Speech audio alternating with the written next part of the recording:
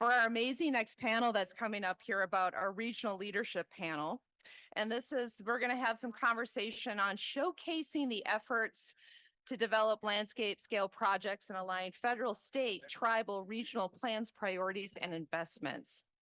So we have Kathy Peterson as our moderator, and would like to have Kathy as a project coordinator with KJ Peterson Consulting, and she's supporting some of our initiatives that we've heard about. So I will turn it over to you, Kathy. Thank you very much. You. And I'm not sure, do I address to you? Do I address to them? Whatever's comfortable.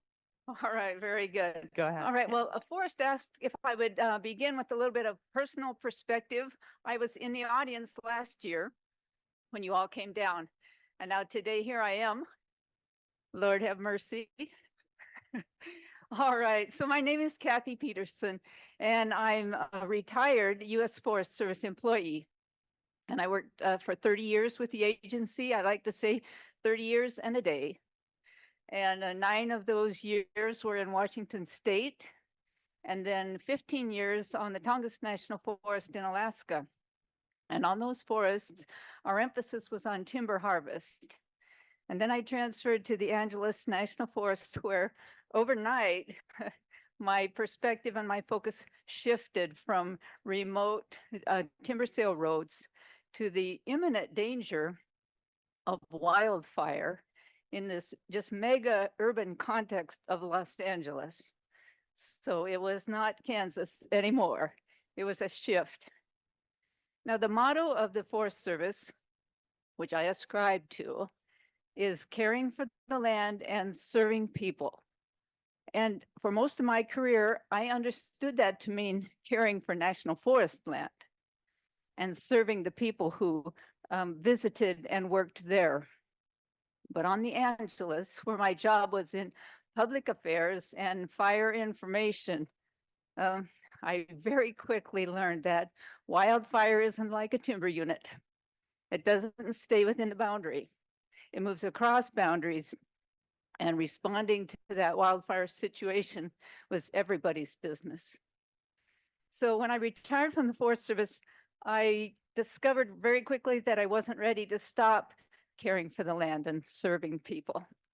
So that's why I started a consulting business as a project coordinator, and have been working in support of fire restoration work on the Angeles National Forest, and largely with some of their key partners. And some of you are even here today doing some good work for them. My awareness of the fire situation, I have to tell you, over the last 10 years has really expanded. And it's gone from our forest to our community to really a global awareness. And I can clearly see from my perspective then that the things that we're doing on a landscape scale across boundaries, when those projects are aligned and carefully thought out, actually have global impact. The thing that keeps me awake at night is climate change and massive global biodiversity loss. And so it's going to be those projects that we're doing on a regional scale across landscapes that's going to make the difference. And that's what our panel is about today. And I'm not supposed to use the word excited because I am relatively excited right now. But I am glad to be a part of moderating this panel of folks who are going to share with you how they're doing exactly what I've just described to you as what is needed. These are regional leaders. They're heading up the effort to strategically plan across boundaries projects in this indescribably complex matrix of jurisdictions and landscapes. So I think you're going to catch the same vision that I've kind of shared here, that the things that they are doing, actually doing, and I think that the reason we have this panel is because they're actually doing the things that folks have been talking about for some time.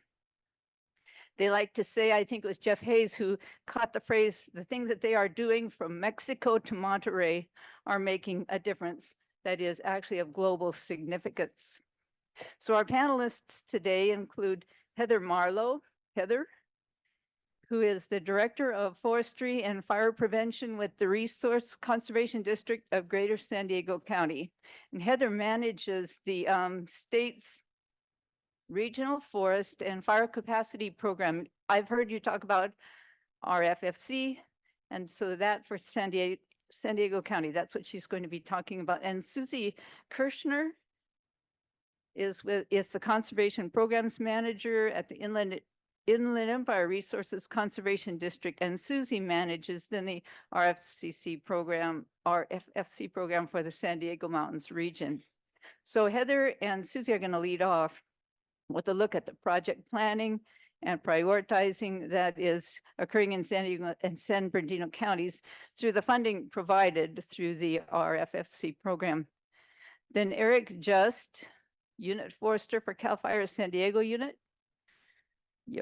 Okay, is going to share about, let's see, fire adapted communities and preparedness, although you will be hearing that same theme really through each of the panelists and what's being done to reduce the risks and increase the safety of the communities in the San Diego area.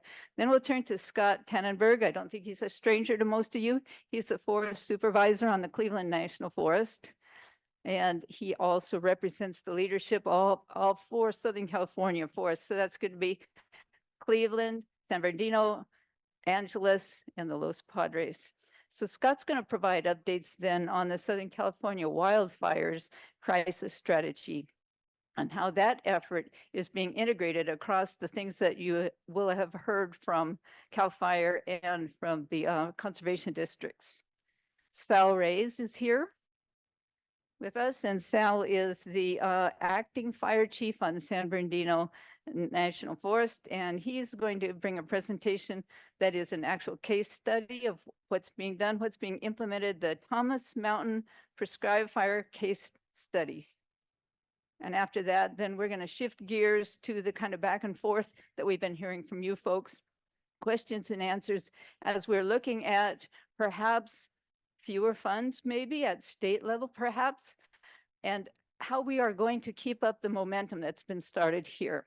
So that's kind of the way that this is going to roll out. So let's see, with that introduction, then I'm going to turn it over to our first panelist, and that is Heather Marlowe. And Heather, maybe you can start by sharing really the long history that your team already has with one of the, I think it's a Fire Safe Council, San Diego County, and then how the RFFC program is really catapulting you to a new level. Thank you, Kathy. Yeah, so the Resource Conservation District of Greater San Diego County and its sister entity, the Fire Safe Council of San Diego County, have long been engaged in wildfire preparedness. Maybe closer and louder. Sure. How's that? Great. Okay, so we've long been engaged in wildfire preparedness and coordinating projects and programs across jurisdictions. For many years, we've focused on supporting homeowners in creating and sustaining defensible space and empowering residents to inform and protect their communities through the development of community fire safe councils and community wildfire protection plans. We currently support over 40 community fire safe councils in neighborhoods throughout the community. And there are more than 35 unique community wildfire protection plans published in our service area. This approach to amplifying local on-the-ground perspectives and bringing it to the table with our agency partners is one of the keys to our successful collaboration. As block grantees of the Regional Forest and Fire Capacity Program, RFFC, since 2021, we've had the opportunity to evolve the nature of this work. We utilized the existing framework of our RCD and fire safe councils, and this laid the foundation for increasing capacity to connect communities, agencies, tribes, and stakeholders working on wildfire prevention, forest health, preparedness, and safety on all scales, and become better connected and aligned with regional and statewide efforts. We recently published the Regional Priority Plan for San Diego County that aggregates input from a multitude of stakeholders to identify the unique challenges and needs of our region. Our RPP identifies and organizes projects through a priority project list. In our first draft of the list, we created a database of over 110 projects from 45 participating entities.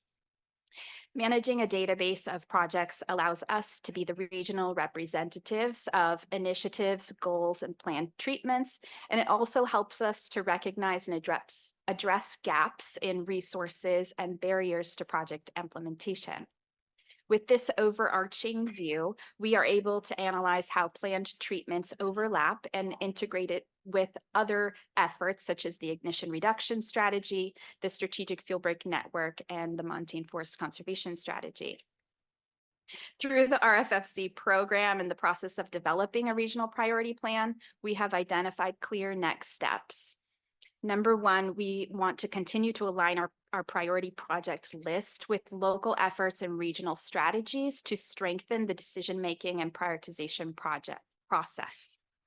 One way that we're doing this is a partnership with the Montane Forest Conservation Project. And an early example of the Montane Forest Conservation strategy in action is with the Palomar Collaborative Project. This is a collaborative approach to manage and protect the health of our forests and watersheds to ensure resilience to future wildfire on a landscape scale in the Palomar Mountain area. We manage this project that includes 5 key partners who are state, federal, tribal, and private landowners who are implementing active fuels reduction and reforestation on about 1,500 acres. This will be highlighted in a tour tomorrow, weather permitting. As the conservation strategy develops, it will help to inform broader landscape scale decision-making and prioritization for protecting our forested landscapes. You'll hear more about this in just a minute as IERCD is further along in this process, and Megan also explained this very well. Additionally, we're working to strengthen our support of tribal and community groups, specifically in areas such as community wildfire protection plans and other planning efforts, defensible space education and assistance programs available to all homeowners in the county, planning, training, and resources for cultural burning, and supporting research to use this as a pest management tool, and continued support of workforce training programs that include traditional ecological knowledge, including programs with partners such as state parks, Climate Science Alliance, and the La Jolla Band of Listeño Indians. And finally, we're working to address the funding barrier for this type of all lands work. We're developing a framework for SoCal RFFC grantees to work together to implement priority projects. We want to utilize the important work that each group is doing to develop regional plans and project lists for their respective areas to move into implementation. This will be possible through non-competitive block grant funds, direct funding agreements, and other flexible funding mechanisms, and it will allow locally informed and managed projects to get into implementation sooner and help our partner state and federal agencies to meet their goal as well. The CAL FIRE Landscape Pilot Grant Program will be a great way to implement this model and partnership. Susie, we work together on the RFFC program, and our regional priority planning efforts have similar goals and methodology, but we approach the process very differently. How do you approach the regional priority plan for the San Bernardino Mountains? Yeah, sure. So the Inland Empire, just a little background, the Inland Empire RCD became part of the Regional Forest and Fire Capacity program back in 2019. And it was really through this program that we initially got engaged in regional priority planning for the region. And our region includes the San Bernardino Mountains and adjacent high fire risk communities. And we started this process really by meeting with individual agencies, nonprofits, research partners, and community partners to capture these landscape scale priorities and really understand what these projects are that we want to prioritize, but more importantly, what the barriers have been to actually getting these implemented. So we're looking at both what these projects are, but what we need to do to get there. And through this process, we've identified over 65 projects that are in various stages from early conceptual projects to implementation ready projects that are just looking for funding resources. And we also developed this plan as a more interactive story map, which I think is here on the screen. And the idea behind this too would be that, this plan could and also should be updated regularly to reflect changes in the landscape, new fires, new pest threats that come through. Also just changes in priorities that happen over the course of several years.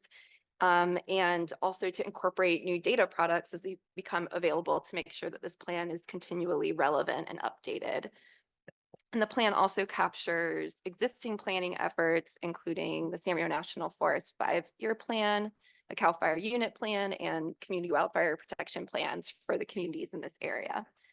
The RPP has also been coordinated in our region with 2 groups to align the plan and ensure engagement with this tool. The first is the Headwaters Resiliency Partnership, and this is a group of agency, nonprofit, and university partners who work in the San Bernardino Mountains and who all have an interest in protecting the Santa Ana watershed. And together, this group formed to coordinate resources, including staff expertise, funding, workforce, to actually be able to plan and implement these large landscape scale projects. And this group has been heavily involved with informing the regional priority plan, and is also going to plan to use the regional priority plan to help inform which landscape priority projects are moved forward together in this collaborative where we're all bringing specific resources. We've also been coordinating with the Inland Empire Fire Safe Alliance, which is a group of community fire safe councils and also local agencies and partners that support these communities to make sure that we are capturing community priorities in our plan. The RPP has really helped us to identify and expand existing projects across boundaries for a more all lands approach where appropriate, and has also enabled us to identify projects that are missing and also services that are missing in the region that we should look for resources to fill. One example is a project that we identified in our RPP with State Parks and CAL FIRE for a multi-benefit fuels treatment project at Wildwood Canyon State Park. And this project had been identified as a priority, especially by the community, but was limited in capacity and financial resources to move from planning to implementation. So we formed kind of a project team made up of state parks, CAL FIRE, IRCD, and the city of Yucaipa, where we're all bringing our expertise and resources to the project. CAL FIRE helped with the treatment design, and then IRCD's contracting out CEQA. So we're together working to pull this project together so that it will hopefully be implementation ready next year.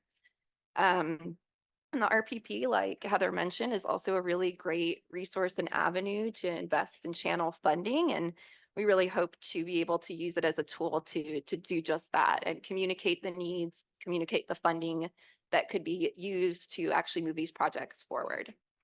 And lastly, I did want to also note that our RPP effort has been well coordinated with other Southern California efforts, including what Megan was talking about earlier with the Southern California Montane Forest Strategy and the Southern California Ignition Reduction Strategy. And so we've been working with the Montane Forest Strategy for a couple years and knew that at some point these efforts would dovetail and really be able to come together.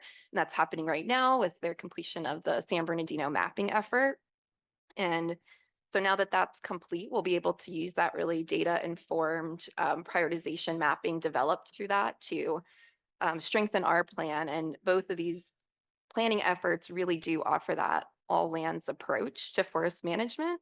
And the prioritization developed by their team will allow us to make sure that we are prioritizing the right projects and sequencing the work so that we're treating the most critical acres first. With that, I wanted to pass it over to Eric Just with CAL FIRE to share about fire adapted communities. Okay, thanks. And Eric, before you speak, one of the other things that we were going to test was the different perspectives that our panelists have on how long 5 minutes is. Yeah. How we doing? About 5, right? Okay, Eric, it's all yours. All right, terrific. Thank you. So I was asked to talk a little bit about fire adapted communities.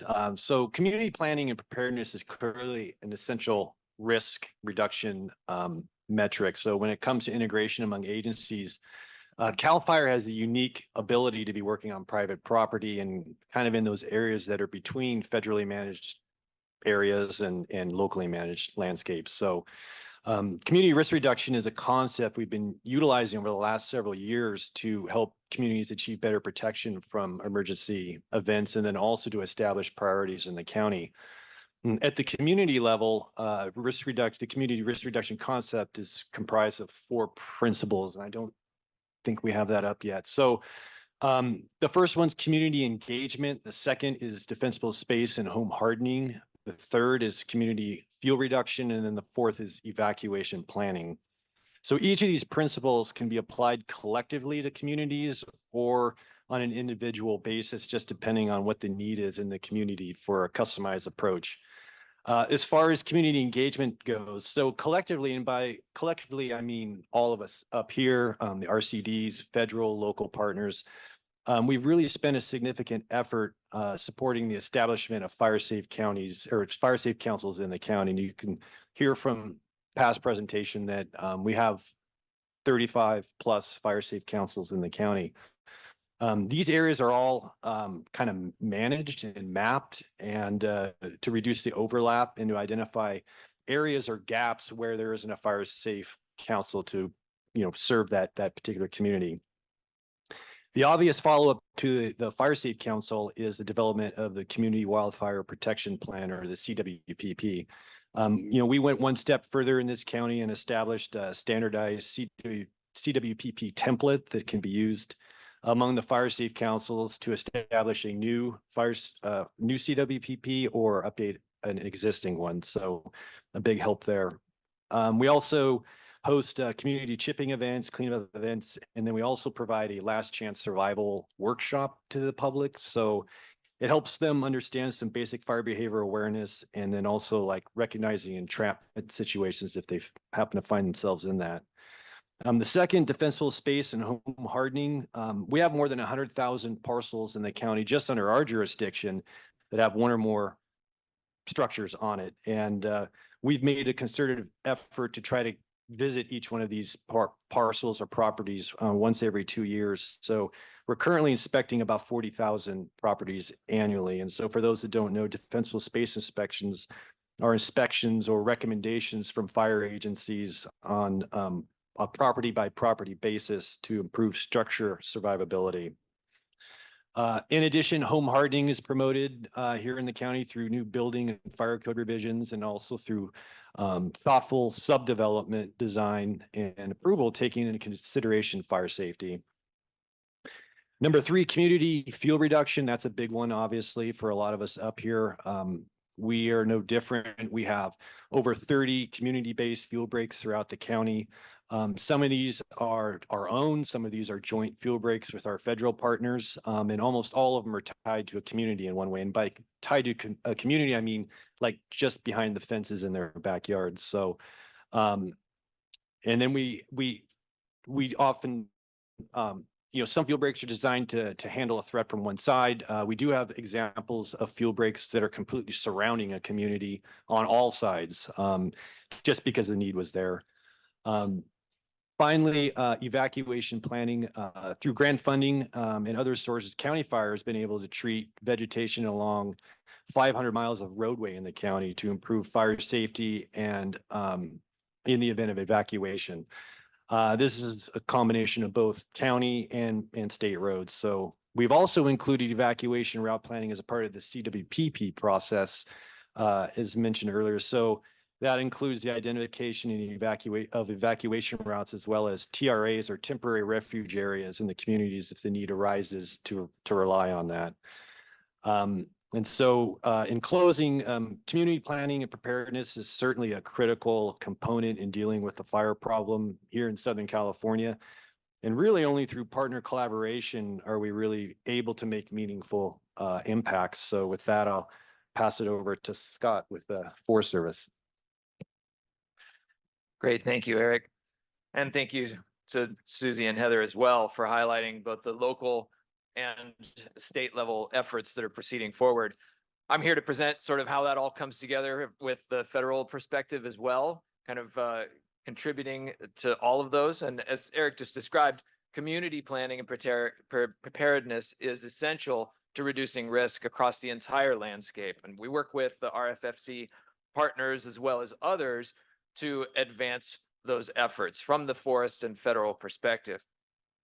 There's too many partners to name, but I do want to call out a critical partner lately for us here on the Cleveland National Forest, and that's the San Diego River Conservancy. They've provided some crucial support lately for the Cleveland National Forest. Across all of Southern California, though, we've had partners including the NFF, the Rivers and Mountains Foundation, Inland Empire RCD, the San Diego RCD, et cetera, as well as tribal involvement to help reduce risk all of those jurisdictions. We've had the Climate Science Alliance, you just heard Megan talk about them, help engage our tribal partners and communities in advancing their interests along with these efforts to reduce risk. You heard over and over again, and I'm going to repeat it for the 7th time so that it actually gets stuck in everybody's brain, right? That Southern California is different, and our wildfire crisis strategy involves these 4 cornerstones, community preparedness being a very important piece of that, but also ignition reduction. Again, our work along those lines is about stopping the fire before it ever starts. And so that all lands approach doesn't just amount to ignition reduction on Forest Service lands. Again, it's across jurisdictions. And so we've now completed mapping of invasive species and flashy fuels across over 850 miles of ignition prone roadways that cross national forests, but also are adjacent to our private lands as well. We're developing a mitigation toolbox, right? There's more than one way to reduce the ignition potential along those roadways. And so we're working and pulling together all of the tools that are available to that. Tomorrow, some of you will be seeing the BurnBot in action, and that's yet another version of that ignition reduction work, hopefully cooking the seed bed so that those flashy fuels don't return and that the forbs and more fire resistant fuels are retained. Our work across Southern California last year and with the support of the wildfire crisis strategy amounted to over 34,000 acres of treatment, which is more than double what we have seen in previous years, thanks to the influx of funding and the coordination across all of those jurisdictions. But again, that 34,000 acres only represents a small portion of the acres that actually see risk reduced. That risk reduction extends beyond those acres, behind those acres, in the shadow of those acres, and it amounts to communities ranging from Wrightwood to Julian to Ramona and beyond that are now seeing much fewer chances for wildfire to get into them from the wildland, but also the wildland now sees fewer chances for fire to come out of the communities and affect those watersheds and habitats. That ignition reduction work is critical, but it also has to be paired with that strategic fuel break network that we've been talking about. And I appreciate Megan's point about it being strategic, right? It's not a fuel break on every ridge. It's a fuel break on the ones that we can get to and respond to. And much of that 35,000 acres that you heard about being worked on is in those fuel break areas. We've held cooperative workshops lately to address our potential operational delineation areas, the pods. And I appreciate the opportunity to participate in one of those myself because it didn't just amount, again, to pod delineations on federal land. We had our state, we had our DoD partners present to figure out where those fuel breaks need to continue off of the federal lands onto private and other jurisdictions, again, to create this holistic approach to dealing with it. The Montane Forest Conservation Strategy, you've heard about multiple times here. And again, interested in preserving the precious few remaining forested landscapes that we have that are beyond our shrublands. Again, habitat's critical, need to see more frequent but lower intensity fire. And I'm so proud of the work that's done by our fire professionals across our zone, enabling us to retain those forests. That conservation strategy, as you've heard, is on the cusp of being released, but it's in practice every day. Literally, I'm signing appropriate authorizations to reduce fuels with the benefit of beneficial fire as every week as we speak. With that, I want to give Sal an opportunity to share some of the details of one of the tasks, one of the specific case studies that we've implemented across our zone here in Southern California. Right. And so before you do that, do you need, then we're going to be focusing primarily on the screen, right? Is that right? Very good. And then this is the do it like this kind of example. It's a case study of how successfully you have done this coordination on this statewide interagency effort. So thank you for that very beneficial and supportive leadway. I appreciate that.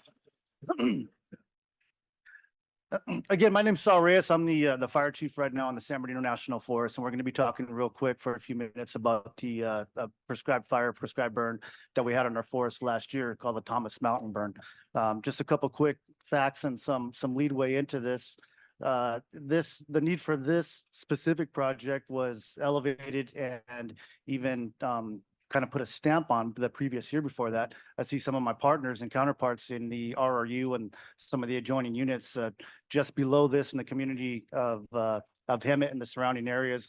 The year before was the Fairview fire, which turned into a fairly large significant incident, a good example of cooperation, but threatened multiple communities, evacuations. I can't remember if it actually mandatory evacuations in San Bernardino County line, but I lost track of how many people we evacuated in Riverside County from multiple different communities. So directly above that is this area of Thomas Mountain and the surrounding areas, and this is what we're going to be talking about here. Next slide, please. I don't have the clicker. I don't either. Okay. Are you going to advance them? Here's one for you. All right, so just real quickly, the purpose of this is project, the way that was initially planned, which had been in the planning process for quite some time, multiple different types of treatments and multi-phased approach. The primary purpose for this project was to offer protection for the wildland urban interface, the WUI communities of Thomas Mountain and the private residences in the Garner Valley area and the surrounding communities. The need, very straightforward, was to reduce the wildland fire behavior and associated ground fire in shrub and conifer mixed shrubs, conifer stands, to reduce the risk of fire to private land and property. And just to expand on that, it's already been discussed. So as we go through this, if we really do look at it as a true case study, some of the challenges that came into not only the planning, but eventual implementation of this is, as we all know, to get things to burn the right way and get the fire effects and actually get the causal effects that we're looking for. It is a fine balance, and many of our partners out there, fire agencies, private agencies, any type of agency that conducts prescribed fire knows that we have certain, we call them very in layman's terms, windows, when we have the conditions that present themselves to get the fire effects that we're looking for. Unfortunately, when those windows are there and we're getting the fire effects and good consumption rates that we're looking for, you also have the potential for the fire or prescribed fire in this case to not really go according to plan, or at least the way we planned it out, right? That is part of the nuances, and in my opinion, and again, with all the counterparts that we have, not just that wear my patch, but in this collaborative effort that we're talking about, it really is an art to planning out and executing these larger scale prescribed fires.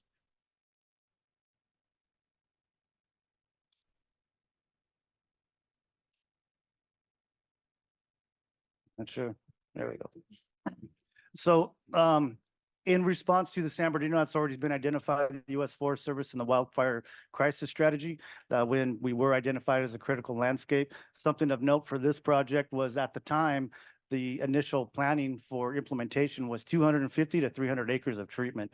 And then as a response, the San Bernardino National Forest, in conjunction with the zone and basically all of our partners in the surrounding area, made a very calculated decision to jump with both feet in and lean into the project and the wildfire crisis strategy to not only to complement the work and the fuels work that our forest and collectively we were already doing and planning on, but really again to lean into what being a wildfire crisis landscape meant. It was new to us as an agency at the time, and especially the forest, but we really did look at it as an opportunity to be able to apply that. The problem with that, and again, from our standpoint at this group, something to really think about is the planning cycle for implementation and also funding requests, as has already been talking about, and the diligence that we all need to put into that. When you plan on funding an application for 250 acres and you essentially add a zero on the end of that, that changes things a little bit. So that was a nuance. Yeah, I'm using an affectionate term there, a nuance that we worked through, but we were able to come together and navigate through as a team. So the project itself was broken up into 5 units. The unit up on top there, unit 1 was done the previous year, and that basically is up on the ridge top, and that created the upper boundary to be able to burn the planned area of unit 2 and 3, which was going to be the grand total of the 2,500 acres I'm talking about.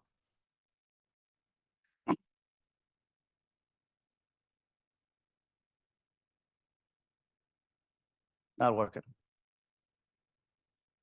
Help me out, Forrest. Thank you. So again, some of the things that we worked through, and I see I need to, I'm gonna try to adjust my speed here for time.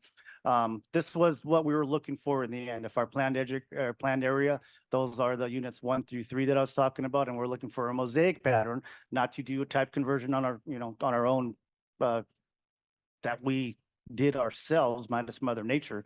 So that was the burn pattern that we were looking for. And that's what we went into the implementation shooting for. The problem with all things, if everybody remembers last year in Southern California, we had what we again affectionately call Snowmageddon. So this is in late March, and our planned burn operation was planned for May. So we had to make some adjustments. And anybody that's burned over 2,000 acres in Southern California in June into the 4th of July, please raise your hand and tell me and agree with me that that is I'm going to use a word, stressful situation, and to make sure that everything goes according to plan.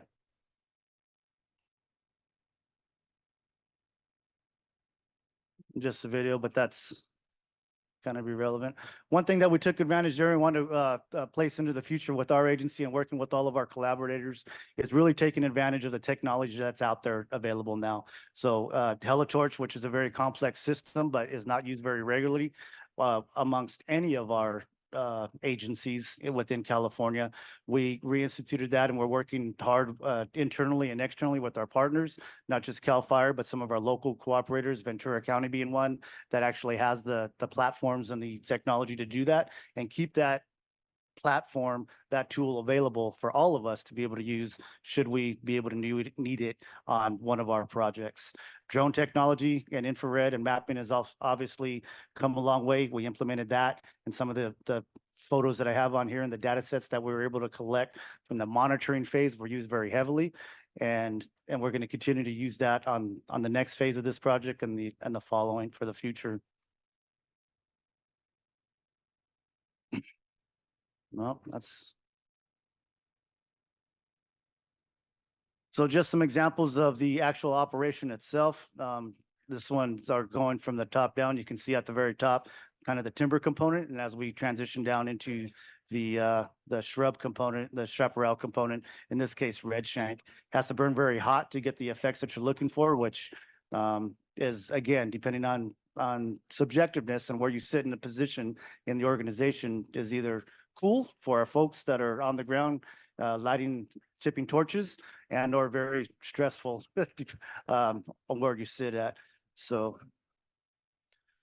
again, some of the HeliTorch operations that we were able to apply for the first time on our forest, and in many years.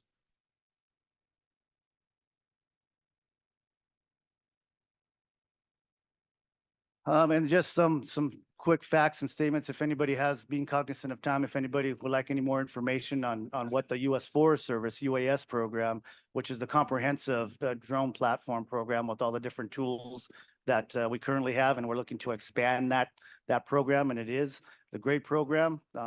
We're on the project that we're going to be working on this year for the second phase of this Thomas Mountain. We're most likely going to be using the PSD, the plastic spear dispenser aspect of the drones on that project. So again, a first thing for our forest and down here in the Southern California area. So I included some of these pictures to just kind of re-illustrate and emphasize the fact that even though prescribed fire is intentional, there is so much planning that goes into it. And in Southern California, when we're talking about our Southern Montane Forest Strategy, our chaparral component, to really get the effects that we're looking for, we need to burn things in sometimes, and this is where the forest really didn't go out on a limb. Again, made a calculated response, and there was a lot of strategic planning and conversation that went into it. But to be able to burn and have these kinds of effects in the month of June, when traditionally all of our agencies and all of our partners are really getting ready for the fire season and sometimes fighting fire. It's already been said the last couple of years, the state has had an opportunity to engage in some efforts instead of just responding to the wildfires themselves. Really did take advantage of that, but again, it was kind of a first for us on the forest. Our partners, our local CAL FIRE unit was there every single day, hand in hand, wanting to make sure that if we needed anything, we knew that they wanted us to know that if we needed anything from them, all they had to do was ask, because the risk to them was just as much as us and to the public and everybody else.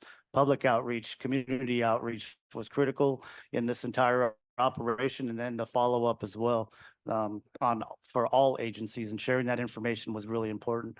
Again, you can see there, depending on the subject matter, you take off the title up above, that could be confused with the wildfire, and that's basically something that we had to navigate through very, very tightly with the public and the community.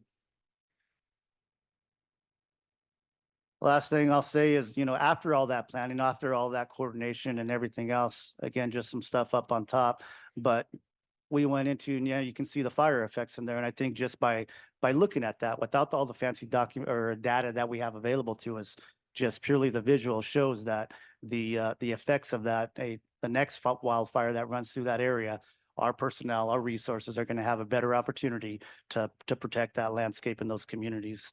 And I really just want to key in on the success of the partnerships and everybody that was involved in this project, not just from the U.S. Forest Service and our own personnel, but everybody and lots that I didn't mention, because when in the end, for our 2,500 acres, when we were still on the 4th of July, had a full workforce out there and everything that went into it, for that to be the initial plan going in and the final results to look like that, I think we were fairly successful as a group and an organization and as a collective and a culture.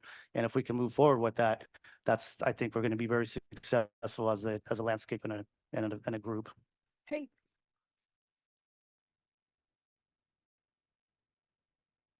Thank you for that. So that was a tenfold increase. Just a moment here. Did you have a question or? Yes, sir.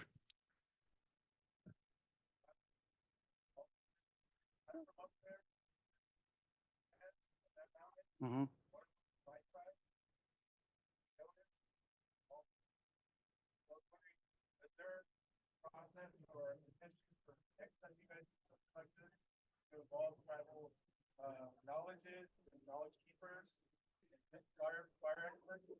So yes, sir, absolutely. And I apologize, but I appreciate you bringing that to my and our attention. And we're definitely going to be doing some follow-up, because that was one of the key things that we went through as an organization, was to make sure that and I spoke to it. So I apologize for anybody else that was missed during that planning phase. We are planning, again, another phase of that project this year for around the same time frame, and we'll definitely ensure that happens. And then, speaking very specifically for the San Bernardino National Forest, we have a new personnel in position of a tribal relations specialist, and he's going to be able to help us make sure we not only establish relationships that aren't currently there, but strengthen them and continue to them into the future. So again, I apologize, sir. Yeah. Right. And that's just a really good, for example, as we're going to enter in now to a discussion with the executive committee about future next steps. How can we improve what needs to be done as far as aligning and coordinating our projects? So thank you for bringing that up. I'm not sure how you want to hand this off. Jen, you have questions you would like to bring, or any of the others, and we'll just make sure that the appropriate person responds. Thanks so much. And thanks everybody for those great presentations. I'll open it up. Executive committee, thoughts, questions, comments. Woo! Only because I usually just ask one question for an event. When we talk about projects, what's the follow-up plan? What's the time length of a plan? Because, one thing I've learned, you do a project, you can't walk away from it, think that it's done. So, when you look at you're building a project, how do you build in that you're going to be there 2 years, 5 years, 10 years down the road? That's what I'm asking. Can I Scott? take a crack Go at ahead, that? you Yeah. bet. Mhm. Yeah, so particularly with the strategic fuel break network, it's about maintenance, right? Things grow back and we need to keep maintaining them. And so that's built in to the project planning, as well as the Montane Forest conservation work, the underburning, elements of one of the projects that we intended to take you to tomorrow on our field trip up in Mount Laguna. They're on their fourth or fifth entry on a 5 to 7 year cycle underneath those conifers. So absolutely, it has to be the kind of thing that is not just a one and done, is a constant renewal, and therefore needs that constant influx of resources and energy to keep it going. And I would say that's my concern because, when you're building projects, you got to maintain that. Yeah, and I was going to add, when we put projects together, we pretty much consider them permanent. So you will see us back year after year, with the maintenance side of it. So great panel, really appreciate it. A lot of us like to think government, we're here to help, but in a lot of senses, government's an impediment. I can think of prescribed fire and CARB. We have a lot of challenges finding burn windows. And so, being from an organization, both Ed and I, that we sit on, we lobby, and a lot of you can't because of who you work for. And so what would you like to say to, I guess, county organizations that can go lobby for changes such as CARB or other things I'm not aware of to allow you to get the work done on the ground? And we don't lobby. But we can share challenges. Yeah. Okay, which of you would like to respond to that first off? And we might have a couple. I'll take it if you don't mind, Kat. So agreed and copy that. And you're right, we don't lobby. But one thing that we look at and I try to share with my workforce and as a group is, we do have challenges. We need to be straightforward in that. But I think in this case, we can get inundated with the word challenge, right? So, and really, in my opinion, there are factors that we have to navigate through to get to the end state goal that we're all looking to get to. Some of those factors, as to your point, are CARB. I will say this, depending on the actual Air Resource Board and the location, some are more strict than others for all the right reasons, right? For valid reasons. But they very typically do work with usually, and I can't speak for my CAL FIRE partners, but very typically they work with us depending on what the need is, what the result is, what the goal is, right? Knowing that government agencies, are no different or better than private entities, right? But are working towards a larger holistic goal and end state. I would say that on that front, there are still some unknowns as we move into different technologies. Our zone as of right now is working through our local resource board with some new technology devices that we just recently received in the form of, in layman's terms, everybody probably knows the old air curtain burners that we used to use, and now they have just updated versions that are towable and more accessible and readily used on site for different projects.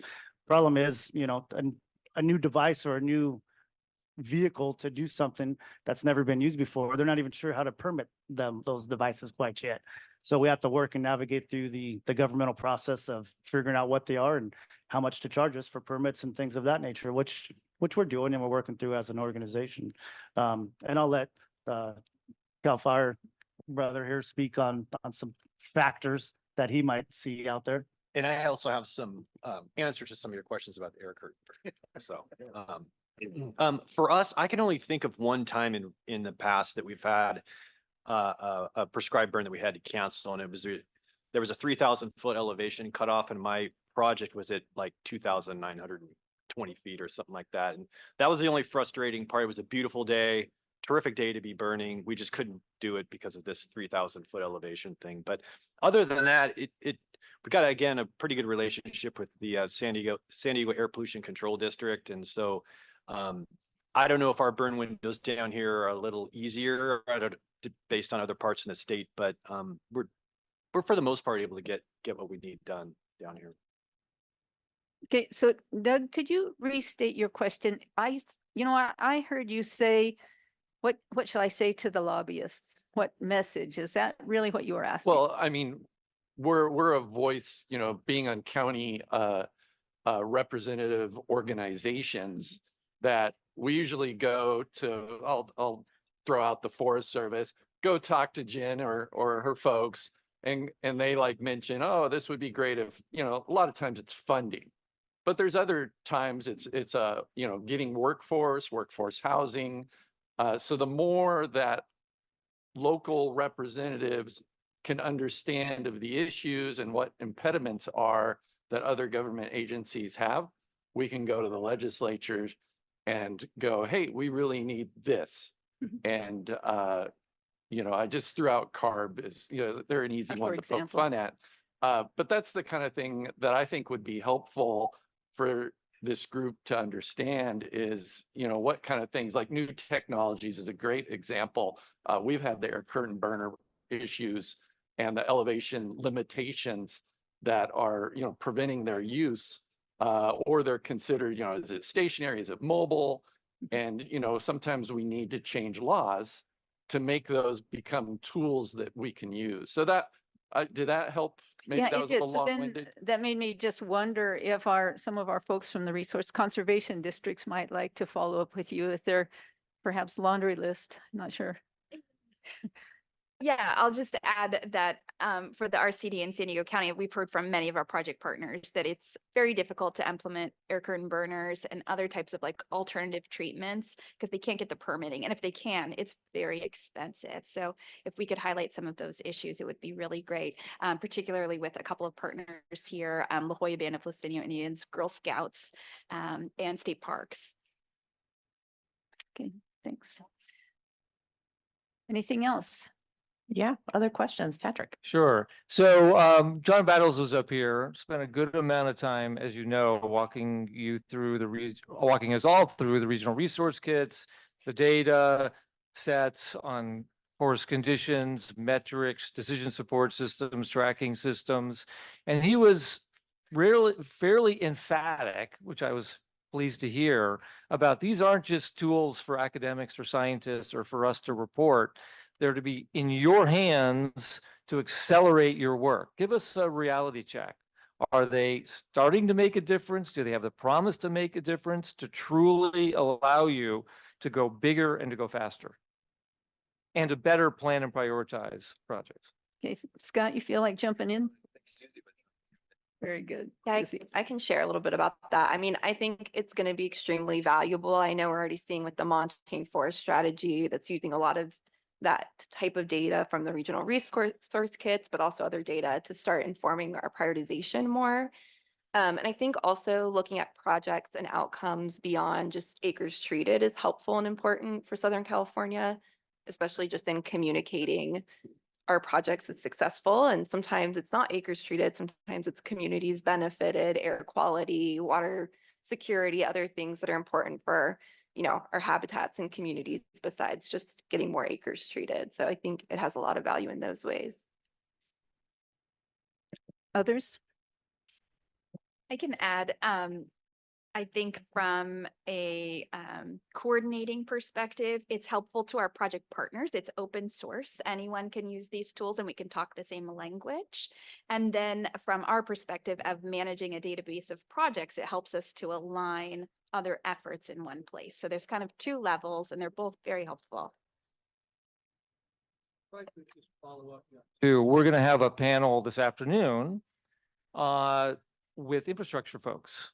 Give us a sense going into that panel of the potential you see, particularly in RFFC plans, to add Caltrans corridors, utility corridors, water infrastructure. Is that starting to happen? Do we have a lot of potential there in your mind? Yes, absolutely. And not just potential, but already practice in play. So that's what I'm excited to see the folks talk about this afternoon is what's already been done. But again, it's a suite of best practices that more can adopt even broader and farther across not just our state and our zone, but across the world. How many more minutes do we have? About, about 10 or so. Oh, thanks, Nick, on that one. Very Others? good. Yeah, Joe. Perhaps for Heather, I understand that staff might have met with you as recent as yesterday, or the RCD as recent as yesterday. The state and federal government are making new investments, and one of those investments in particularly is working on the pilot block grant of $10 million that would be administered by your RCD. And it really is about mixing funding sources between state, federal, local, and private dollars. So really, with the potential of this block grant moving forward, as it relates to your strategies, what does this mean to you? What does it mean to Southern California for the benefit of this block grant? Great question. So to me, this means empowering the RFFC program and all of the work that we have done individually. Patrick, you showed that map of RFFC SoCal block grantees and the mosaic of how we cover the region. And we all do work together. We work independently to represent our own regions. We have our own regional priority plans, project lists, but then we coordinate together. So the community pilot block grant will be an investment into getting these plans into action and really investing in all the work that's already taken place and not duplicate that effort. So it's very exciting. And we think that that will show as a model for future investments to continue that model. So we're looking forward to checking in next year to let you know how it's going. Perfect. And then I'm going to test my success of our organizational responsibilities. Eric, have you been involved in planning and coordinating for the RCD to receive this block grant? I have been. Well, I think as a result of past projects, we've developed kind of a countywide, map of where all of our projects are as a result of the original RFEC program. So, yeah, I think it's going to be again, it's workforce multiplication is really what the effort is. The state and federal governments can do so much, but if we can get, funds out into the communities and the communities taking action, I think we're all going to be in a better place. So, A little yeah. closer to the mic, maybe. Oh, sorry. Yeah. Hold on. Okay, so I'll probably as one of our last questions. Checking, anyone? Okay, making sure. So interestingly, this isn't my question so much, but an observation. I think you all mentioned 5 or 6 strategies, through there and knitting all of those together. So thank you for your service on that. That's some challenges. And that's something, again, as a task force, we're trying to find those ways of how you integrate, not taking away everybody's immediate, regional or local, tribal, federal needs on it. But that's just want to let you know, woo, that sounded like some challenges there. So thank you. But I really wanted to go a little bit more, Susie, you were talking about, and as response also to Patrick's, is outcomes. And how are you all working on collective storytelling around this? How are you thinking about, as we're talking about, we need to look at our different ways of outcomes and not just acres treated as an output, but what's really behind that? Scott, you were saying, what's behind the 31,000 acres of prescribed fire that we've done? So can you give us some thoughts on collectively, individually, how do you tell the story on this in terms of outcomes? I can take a stab at it. And I think there's different ways. One is really just storytelling and communicating to the public and to their agency partners and our legislators on the successes of our projects and programs. And I know through the RFFC program, we've been able to do a good bit of this, both communicating about projects, but we've also been meeting a lot with our local electeds and our county board of supervisors to really just inform them of what we're able to do as a partnership and as a group of practitioners working in the San Bernardino region. So we've been trying to communicate more that way. And yeah, investing in more staff and opportunities to do this storytelling and talk about the project successes and outcomes. So Susie, I guess I'm curious too, are you all using the same metric? What's don't- risk reduced? Yeah, Community risk reduction or that kind of stuff, watershed improvement, water quality, quantity. I'm curious on that because we're trying to figure out how do we have those kind of outcome metrics that resonate across the variety of our groups, our organizations that we can all anchor to, but mhm. also providing for everybody's got their own specific outcomes. So that's what I'm curious to. Okay, yeah, and I think like in our regional priority plan specifically, we do track kind of specific metrics of how we're looking at our projects and how we kind of categorize and think of our projects. But I think that that's a great opportunity for us to do more of, and through that Headwaters Resiliency Partnership I mentioned earlier within our region, become, gathering together to identify those metrics and then also aligning that with the task force and the action plan and all that. Do you want to speak to it, Heather? No, I think that's right on. And I was talking with the CAL FIRE staff yesterday about what metrics are we going to gather for this block grant. And so we did each take different approaches for our regional priority project lists and collected specific criteria for each project. And so we're now at a space where we're building the framework where we have to overlap all of those and see what data are we going to collect across the region? How does that relate to these grant guidelines and how do we incorporate that? But also thinking ahead to incorporate Forest Service metrics too, so that we can all speak the same language is really important. So that will be part of our strategic framework for implementing these block grant funds, and it'll come as part of that process, we hope.